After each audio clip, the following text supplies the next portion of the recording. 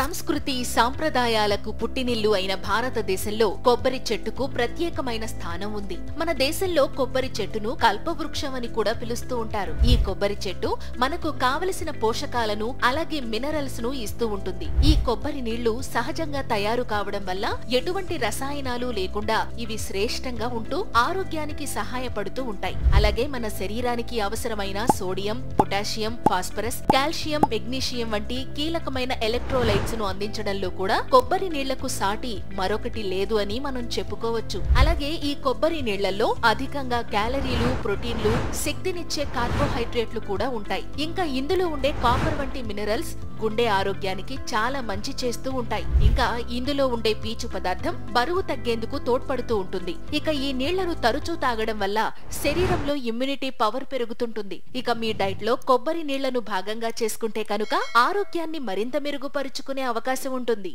Thank you.